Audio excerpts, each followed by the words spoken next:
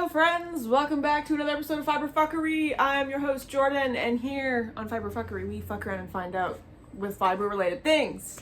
Once again, the lighting has changed, the framing has changed, and until the studio is fully set up how I want to, it's going to change every single video. Prepare to be sick of me. I have a chair now. Big news, and we're going to yap today. It's going to be a yappier fckery, but y'all seem to tolerate me yapping. So here we are. In my sweater, in my lap, I have a sweater. And I was perusing the thrift the other day, as the gays do, and I didn't even look at it, I just touched it and I went, ooh, yum. This is a beautiful little cable sweater. Who is she? The fiber content was what got me. Oh, wrong tag. It's down here. This is 80% lamb's wool, 20% nylon. Stunning. Let's see. I was gonna try and see where this is made, but it does not say where it's made, like what country it was made in. Anyways, if you're new here, hello. I am a crafty bitch, as we know, but in terms of upcycling materials, I would also qualify myself as a crafty bitch. And when I first started my kind of knitting, crochet, fiber arts journey, I loved taking apart a secondhand sweater to repurpose the yarn. And it's been a while since we did that, and I feel like I should have done this video a long time ago, but I haven't been buying a lot of sweaters to upcycle lately. And I think that's a cool way to give a sweater some love. This is beautiful. These cables are stunning. I'm hoping these are going to be easy to frog, because sometimes cables, when they're done on a machine, it can get a little fiddly. So I'm hoping this cooperates with me, but the sleeves and the back panel will be fine.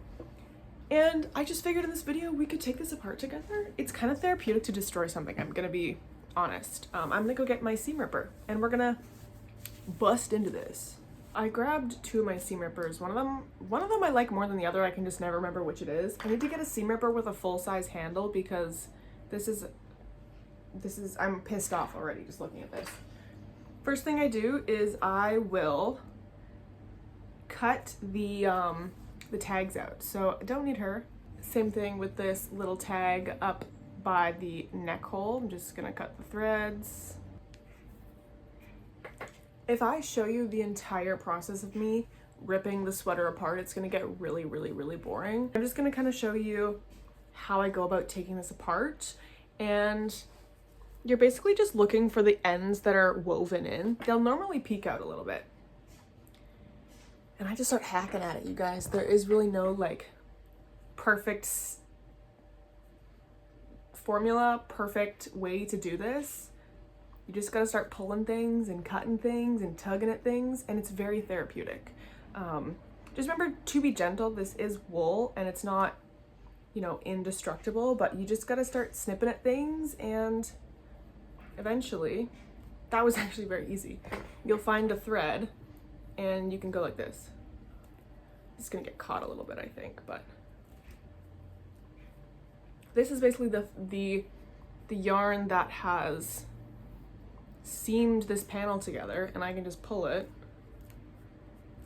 and kind of tug it apart. This is like 0.5% felted, so it's not going to glide out perfectly. Oh, that's satisfying. And then it's just going to open right up. You're basically doing this. Oh, that's satisfying. I would recommend getting a dust mask or your air purifier going. This will produce a lot of fluff as you're kind of breaking this down. So yeah, I will be back once I have this a little bit more deconstructed. The one tip I will give for deconstruction is that if you're pulling on your end and it's not doing anything, you're at the wrong side. So just find the other end of what you're trying to pull apart. You're looking for these little kind of like chainette ends. I don't know how to describe it. It's like, it looks like a little crochet chain. You're gonna snip that. And if you can grab it properly, it should just come out like that. If it's not budging, you're at the wrong end and you've got to go pull from the other end. You know, if you try and pull a crochet chain from the wrong side, it's not gonna do anything. Same thing here. This is the fun part. So I have my yarn winder here set up. Whoa, bonked you, sorry. I am going to wind this just straight off. What the hell was that? I'm just gonna wind it straight off of the sleeve. This is the sleeve I'm working on. This kind of sort of unraveled already, which is nice. I'm just gonna get this. And then what I like to do is just kind of fold it up just like so that I have some tension on it. And I'm gonna put a fucking YouTube video on and I'm gonna go to town, bitch.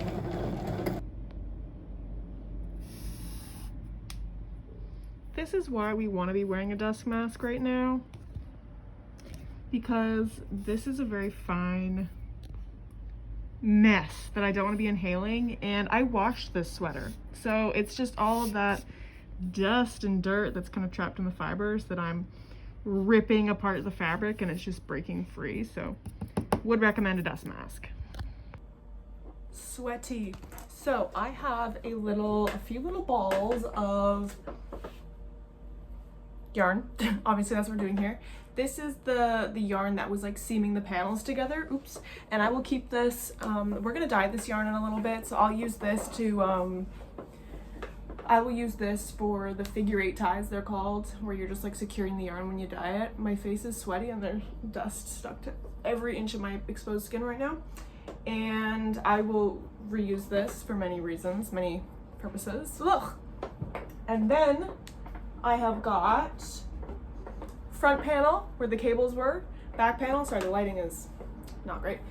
Front panel where the cables were, back panel where the cables were not. This cake has more in it because cables take up more yarn than a plain stockinette. I've got the collar, the turtleneck, and I've got 2 sleeves. I should weigh this. 391 grams of some stunning lamb's wool nylon. And then I do have a little discard pile of scraps here. Just a little handful, and I'm gonna put these in the compost because I'm using, actually it has nylon in it. I won't put it in the compost. If this was 100% wool, I would put it in the compost, but I forgot there's nylon in here, so I'm going to toss it. While I'm dilly-dallying around, I might as well yap. I know y'all aren't watching this. Most of y'all got a crochet project or a knit project in your hand right now, and you're not actually looking at me, so could you even tell I was off screen? The audio always sounds like shit, so. Long story short, I had a shorter workday today. It's dark out already, but I have a shorter workday today, and I think we're gonna dye up this lamb's wool. Is that what this is? Lamb's wool, yeah, the lamb's wool and nylon. It is about a DK weight. It's a little bit thinner than I wanted, but that's fine. We're gonna be dyeing this for the Aunt Raglan by, her name is Meredith, the leaf hopper. I'm gonna link her down below. This pattern is not released yet. However, I want to knit it really badly, and I want to have yarn ready to rock and roll when the time comes. I'm gonna buy black yarn because dyeing a solid black color is so fucking hard, and I haven't figured out how to do that yet. So long story long, I'm gonna skein these up, get them dye ready. We are pre-soaking. I have this little skein is the collar of the sweater. I'm using this on its own because we're gonna dye a separate color. I need, oh, there's my bagel popping out of the toast. I basically just need a little bit of yarn for a ribbing around the face. I wanna knit a little, I don't know what I would call it. It's like a hood with a scarf attached to the end of it, and then you wear it like very snugly. I was inspired by Aver P. Aver P, I believe, is her handle on YouTube. She makes these Scoodies. It's like a little bonnet with a scarf, and this is crochet, and you can buy this pattern. If you can hear the dryer in the background, listen, I gotta do laundry. You can buy this pattern, it'll be linked down below, but this was kind of inspiration. I'm just gonna end up, like freehanding. Like, isn't that so cute? My ears and neck are always cold. This will be nice because you can pull the hood off, but the scarf stays on. I think you can also buy these like pre-made. And yeah, I'm just using this as inspo. I'm gonna knit mine, and yeah, like I said, this is gonna be linked down below. And I don't think I mentioned, I'm going to be knitting my own version of this using some of my hand spun yarn, and we're dyeing this little chunk of this sweater to match that hand spun skein so I can use it for ribbing around the face. To clarify, sorry. I'm going to start like this, okay? I'm going to start with pink and I'm going to start with Tangelo together and see how that looks. If she needs some backup, I'll bring this in. But the pink in that hand spun is more of a salmon-y pink, but it's still bright. I didn't dye that roving, so I can't replicate the color perfectly, so we're gonna try. I haven't decided on a color for this. Okay, we're at kind of an awkward angle here, but I mixed up the jacquard pink and the Tangelo. I didn't add any of the purple pop. It looks perfect how it is. The only thing is the saturation I'm not 100% on. We might have to go in and add some more in a later date. After we'll see how it goes. I might add some more. I just mixed up some hot fuchsia actually. I was working with pink before, both from jacquard, and I think this is just, sorry, I hate that sound of it scraping like that.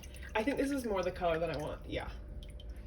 I just got pink in the other dye pen, whoops. Yeah, that's much better. Packing a little more punch. All right, I'm gonna slowly heat this up. We're dyeing a tonal. You know, it's not that exciting.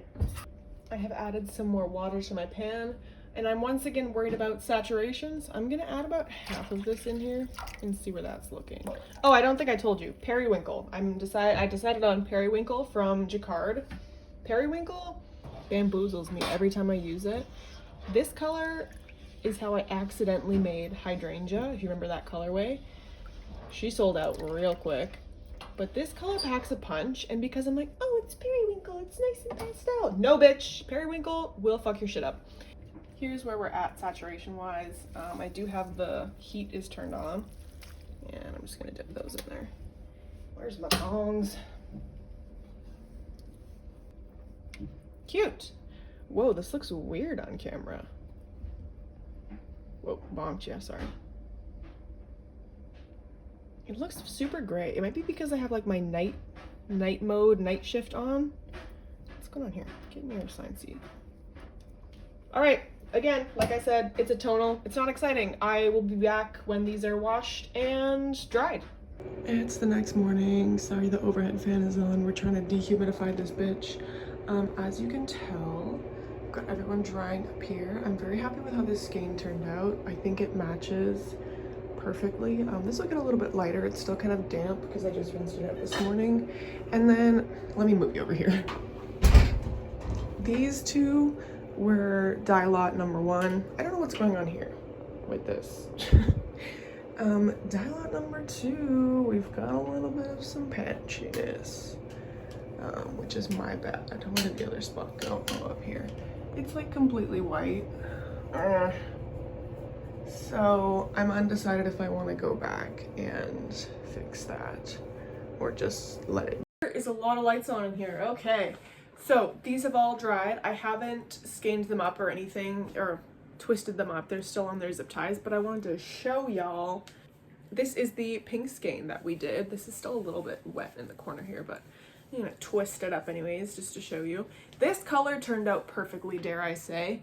I should get that hand spun skein to show you the color comparison. 1 second, please hold. There we go, we can kind of see more there. But yeah, love how that turned out. I don't have much more to say, besides I can't wait to cast this on, but I need to do some other things first. I'm trying to have self-control, casting on new whips. I'm trying. God, it's a mess in here. I need to clean. Okay, here is the lavender periwinkle. I guess they're periwinkle skeins. These look weird on camera, and I don't know how else to describe it, but they have this weird gray undertone, and it doesn't look like this in person. I'm not sure what's going on here.